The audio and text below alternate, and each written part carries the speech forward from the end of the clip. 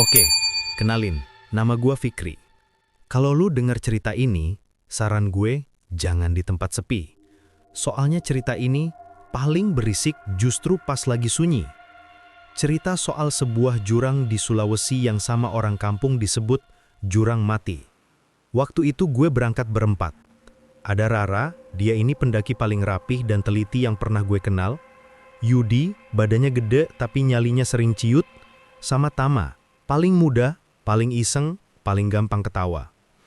Gue yang ngajak mereka ke sana, karena dari kecil almarhum kakek gue sering cerita soal Gunung Lualangi.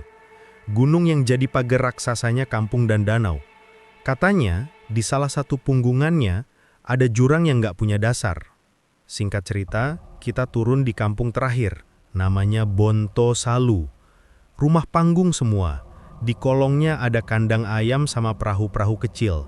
Udaranya lembab, bau tanah campur bau garam dari danau. Di depan salah satu rumah, ada bapak tua pakai ikat kepala hitam, namanya Ama Laude. Kata supir, dia ini sesepuhnya. Ama Laude ngeliatin kita satu-satu, tatapannya tenang tapi dalam. Dia nyuruh kita duduk di bale-bale, terus kita disuguhi kopi pahit. Lualangi itu bukan gunung galak, katanya tiba-tiba. Dia cuman gak suka kalau ada orang yang lupa cara berhitung. Rara nanya, berhitung, Ama? Berapa yang naik, berapa yang turun? Jawabnya sambil senyum tipis. Kalau kalian dengar suara manggil dari bawah, jangan dijawab. Kalau dengar suara teman manggil dari arah yang gak kelihatan, jangan dilihat.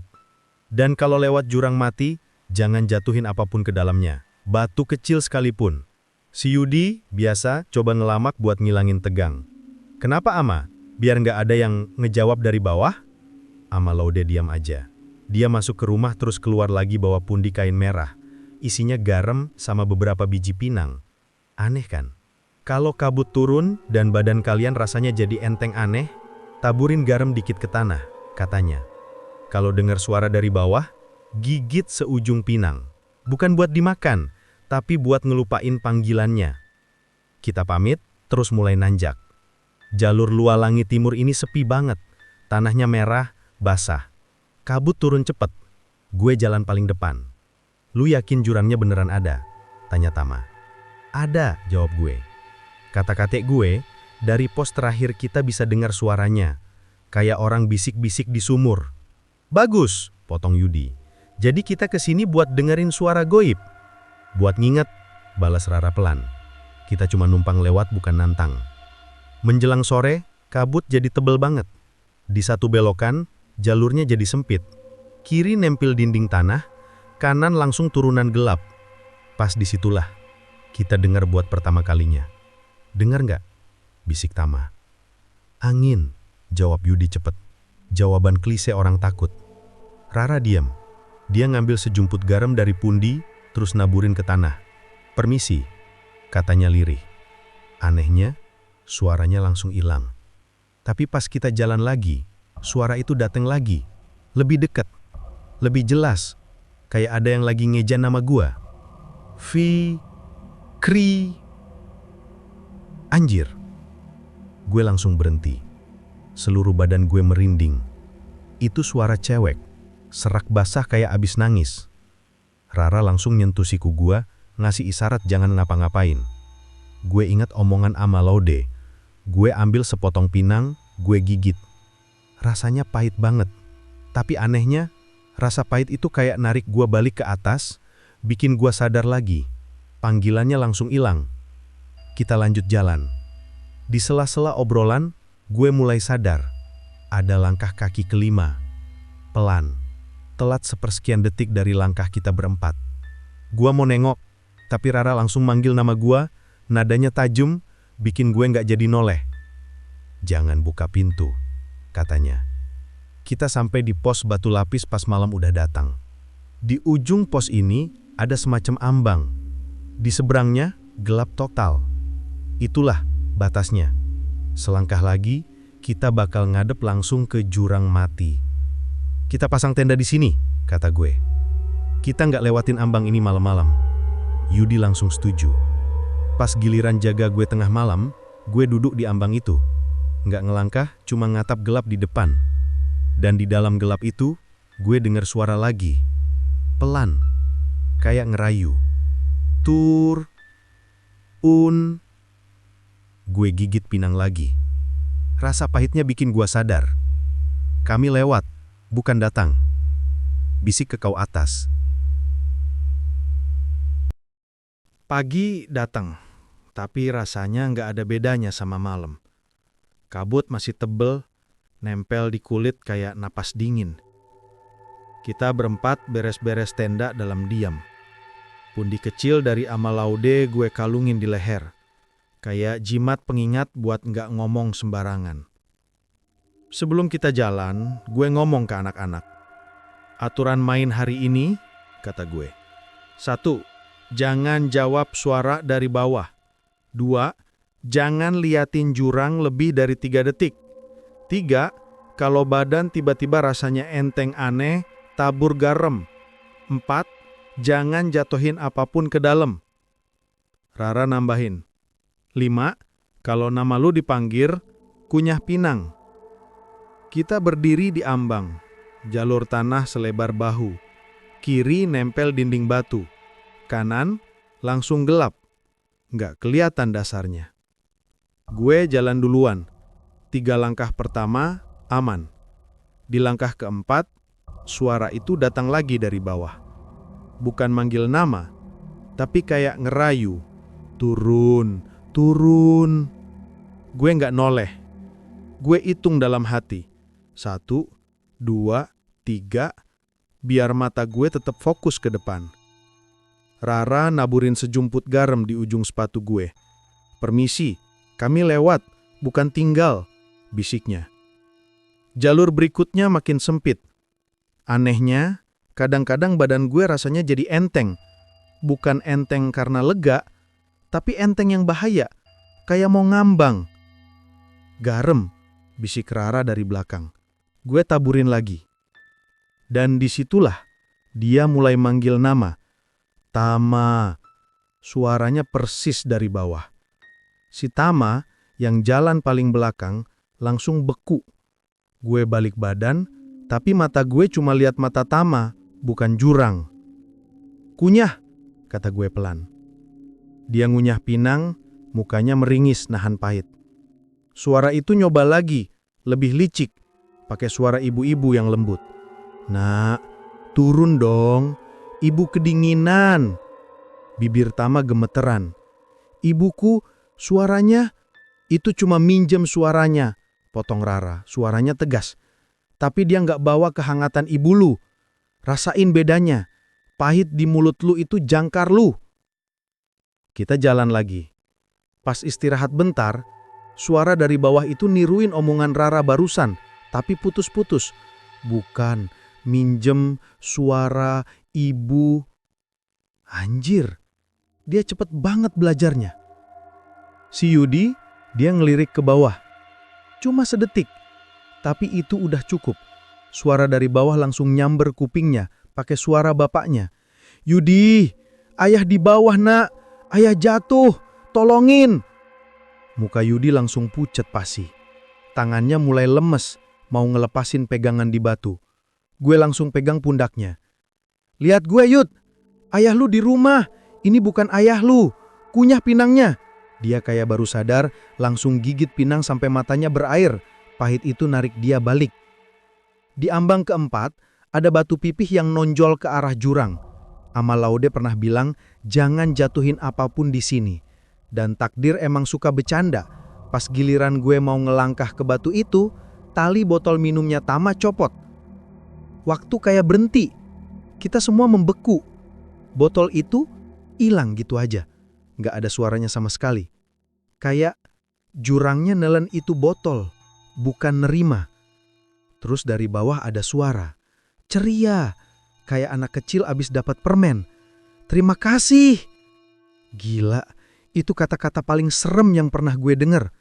Badan gue goyah. Garam, teriak Rara. Gue baru sadar pundi itu masih di leher gue. Rara naburin garam ke batu ambang. Permisi, katanya. Gantinya, kami kasih napas kami. Kita semua nunduk, ngucap dalam hati. Kami lewat, bukan tinggal. Batu ambang itu rasanya jadi lebih padat. Kita lewatin, nggak ada yang berani ngomong. Ambang terakhir, bentuknya kayak jembatan tanah. Di seberangnya udah kelihatan hutan lagi. Jalan keluar. Dan di tengah jembatan itu, neraka datang. Suaranya pecah jadi 4. Manggil kita semua barengan, pakai suara orang yang paling kita sayang. Untuk gue, Sari. Untuk Rara, suara adiknya. Untuk Yudi, ayahnya. Untuk Tama, ibunya. 4 panggilan ditarik barengan, cukup buat bikin siapapun jatuh. Untungnya kita nggak sendirian. "Lihat gue!" teriak Rara ke gue. Matanya tegas. "Jangan bagi kuping lu ke bawah, bagi ke kita." Gue kunci pandangan gue ke dia. "Yudi, pegang bahu gue." "Ada," jawabnya, suaranya gemeter. "Tama, ulang. Pahit itu jangkar." "Pahit, jangkar," balasnya kayak anak kecil.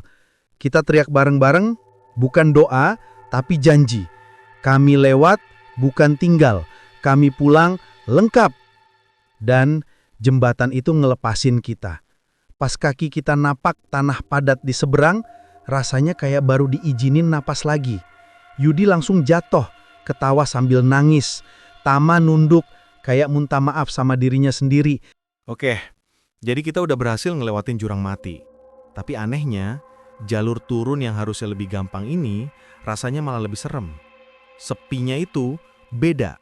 Sepi yang bikin gak enak. Rencana kita cuma satu. Jalan terus, jangan berhenti. Jangan kasih gelap kesempatan buat main-main lagi. Rara jalan paling depan, gue di belakangnya, terus Yudi, Tama paling belakang. Kita jalan rapat banget. Kayak takut kalau ada celah sedikit aja, bakal ada yang nyelip di antara kita. "Berapa jam lagi sampai kampung?" tanya Yudi, suaranya serak. "Normalnya sih 2 jam, tapi jalan kita udah kayak siput," jawab gue. "Mending lambat, asal pulang," sahut Rara dari depan. Si Tama diam aja. Sejak botolnya jatuh ke jurang, dia jadi pendiam, kayak ngerasa bersalah banget. Kita sampai di persimpangan. Jalur pecah jadi 2. Kiri yang harusnya benar, kanan kelihatan lebih cepat tapi curam. Pas kita mau ambil kiri, dari jalur kanan kedengeran suara langkah kaki. Kita semua langsung berhenti. "Pendaki lain?" bisik Tama. Ini pertama kalinya dia ngomong setelah sekian lama. "Jam segini, di jalur ini, mustahil," balas Rara cepat. Langkahnya berhenti. Terus ganti jadi suara napas. Panjang, dalam, kayak orang niup suling bambu. "Anjir, gue tahu itu bukan orang." "Jangan lihat kanan," bisik gue. Kita semua langsung ambil jalur kiri, nunduk, jalan cepet-cepet. Nah, pas kita jalan itu, gue lihat sesuatu yang bikin darah gue beku. Dari bayangan lampu senter si Tama di tanah, gue lihat ada 5 bayangan orang lagi jalan. Padahal kita cuma berempat. Gue langsung berhenti. "Tama," kata gue, "matiin senter lu bentar."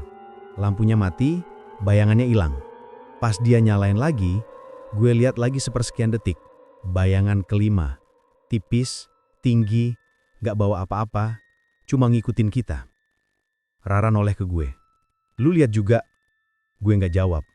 Gue takut kalau gue ngomong, dia jadi makin nyata. Kita lanjut turun, lebih rapat lagi. Sampai akhirnya suara itu datang. Bukan dari jurang, bukan dari bawah, tapi dari antara kita. "Aku haus."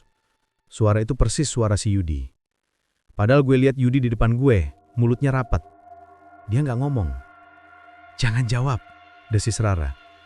Tapi si Tama refleks noleh ke Yudi. "Lu barusan ngomong." Yudi kaget. "Hah? Gue nggak." Belum selesai dia ngomong, suara kedua muncul, kali ini niruin suara Tama. "Aku capek." Sekarang giliran Yudi yang panik. "Itu lu kan, Tam?" Tama mukanya pucat. "Bukan gue." Rara langsung nabur segenggam garam ke tanah. "Diem! Jangan kasih celah." Kita berhenti. Napas udah ngos-ngosan, bukan karena capek, tapi karena sadar dia udah nggak ngikutin lagi. Dia udah ada di antara kita. "Mulai sekarang," kata gue, "jangan percaya siapapun ngomong, kecuali lu lihat sendiri bibirnya gerak." Kita jalan lagi, hujan mulai turun. Pas lagi ngelematin turunan licin, Rara kepleset. Dia jatuh, dan dari kantong ranselnya ada sendok logam jatuh, ngegelinding ke lereng. Kita semua membeku. Ingat lagi kejadian botol si Tama. Dan bener aja, dari kabut di bawah kita, suara itu muncul lagi. rame banget. Niruin suara sendok jatuh. Ting, ting, ting, bersahutan, kayak kor orang gila. Rara gemeteran. Itu cuma sendok, bisiknya. Gue langsung naburin garam ke arah lereng. Gantinya napas kami, gantinya langkah kami. Malam makin larut. Kita sadar gak bakal mungkin sampai kampung malam ini. Terpaksa, kita berhenti di tanah datar kecil buat diriin tenda. Pas tenda udah jadi, gue sempat duduk di luar bentar. Jaga-jaga. Kabut nutupin semua. Sepi. Terus ada suara lirih. Tepat di belakang kuping gue. Terima kasih.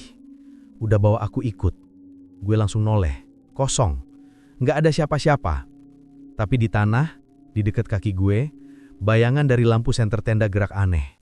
Bukan karena angin. Tapi kayak ada bayangan orang lain yang barusan ikut duduk di samping gue. Oke, malam itu kita udah nggak punya pilihan lain.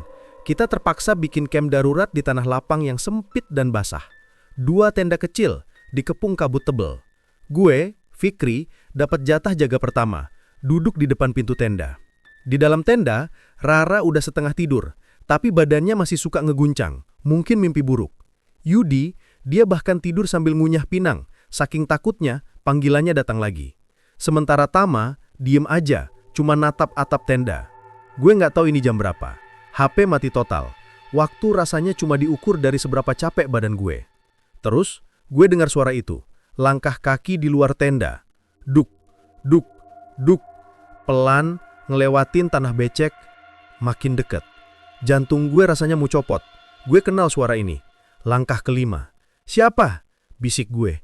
Bodoh, gue tahu ini bukan pertanian buat manusia. Nggak ada jawaban. Langkah itu berhenti pas di depan tenda. Di kain tenda, gue lihat ada bayangan hitam. Panjang, kayak bayangan orang, tapi nggak ada kepalanya. Gue nahan napas, tangan gue udah megang pundi garam. Tapi tiba-tiba, resleting tenda kita digeser dari luar. Gue refleks nepuk kain pintu tenda. Jangan! Teriak gue. Yudi langsung bangun, kaget. Apaan tuh? Belum sempat gue ngapa-ngapain, tiba-tiba ada yang masuk ngerangkak ke tenda dari samping. Padahal pintu kita cuma 1, di depan.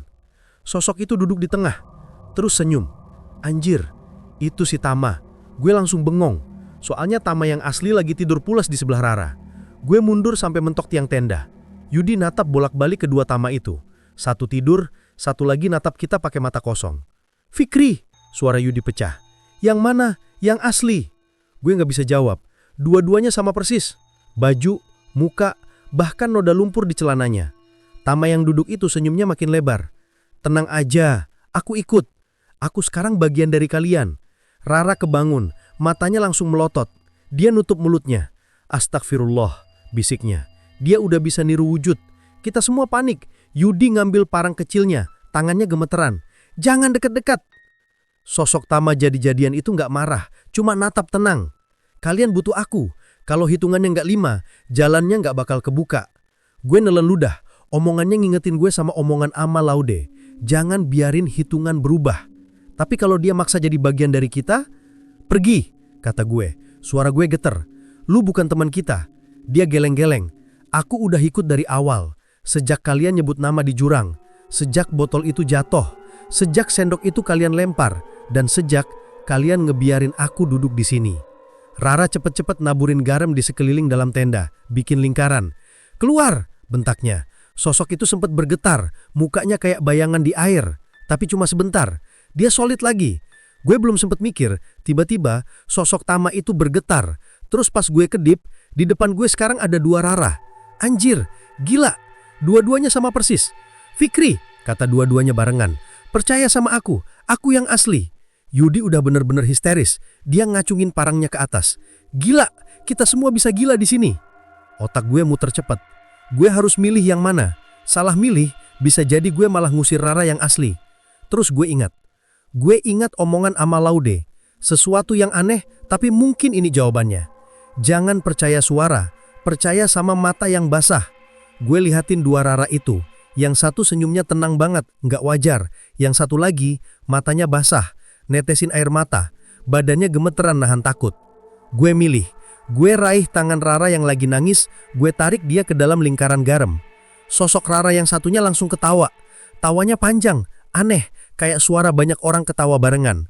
Sosok itu badannya kayak meleleh, jadi kabut hitam, terus ngerembes keluar tenda lewat celah tanah. Kita bertiga, gue, Rara, Yudi, cuma bisa diem, nangis tanpa suara. Si Tama yang asli masih tidur, nggak tahu apa-apa.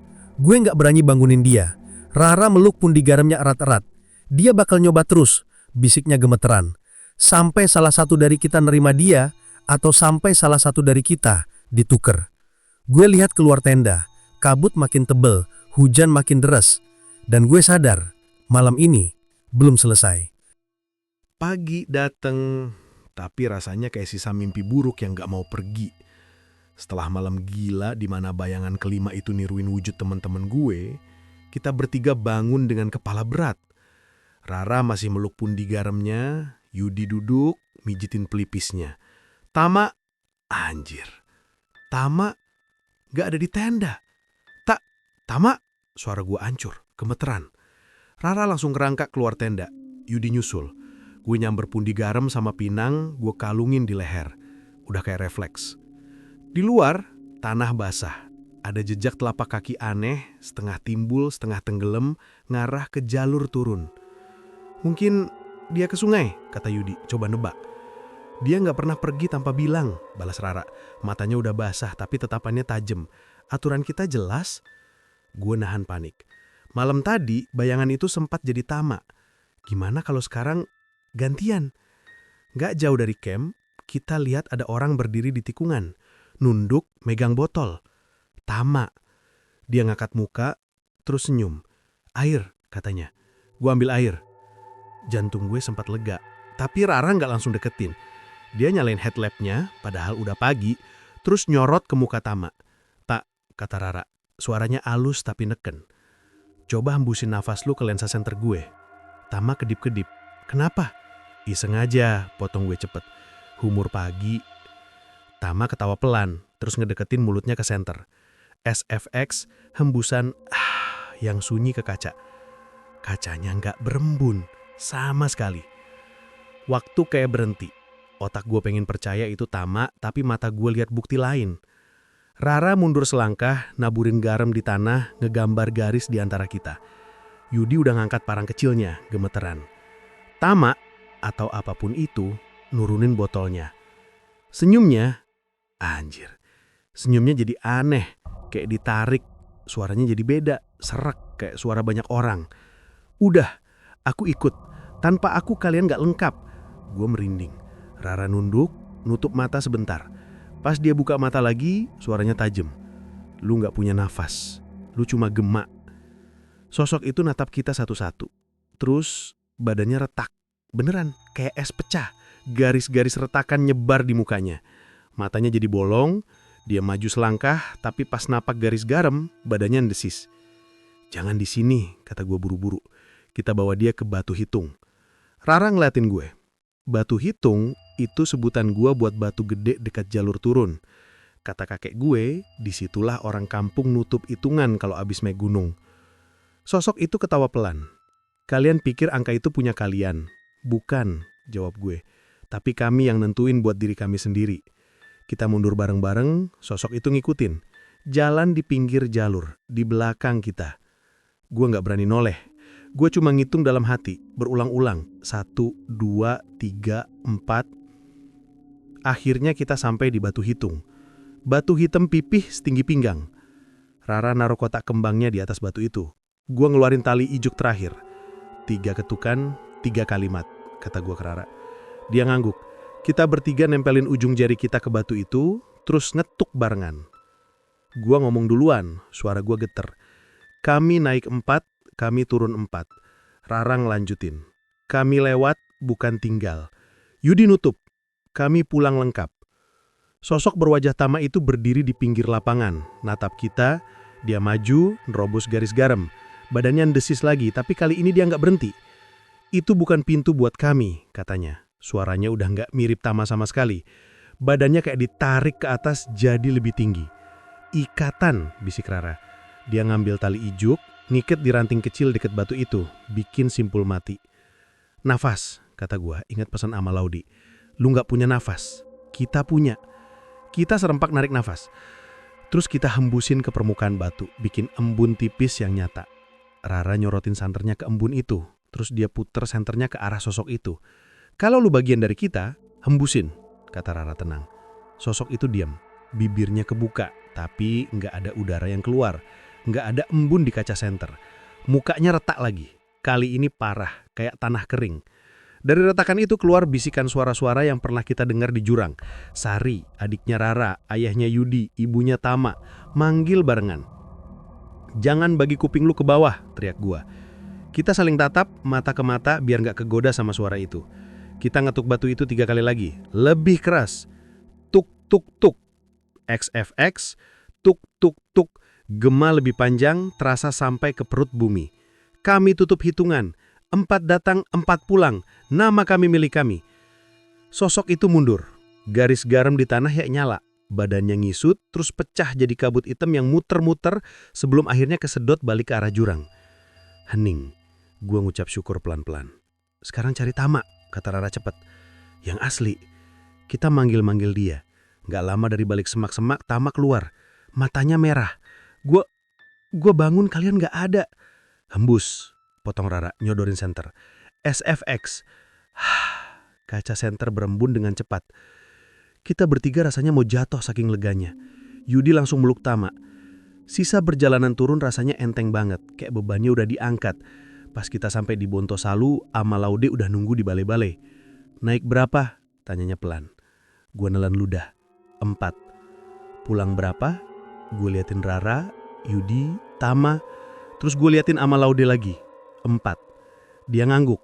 Jangan jatuhin apapun lagi di jalan pulang, pesannya. Dan kalau suatu malam ada suara minjem muka orang yang kalian sayang, jangan percaya sebelum embunnya ngejawab. Sampai sekarang, kadang kalau gue lagi sendirian tengah malam, gue masih suka denger 3 ketukan pelan di jendela. Tuk, tuk, tuk. Sangat lirih.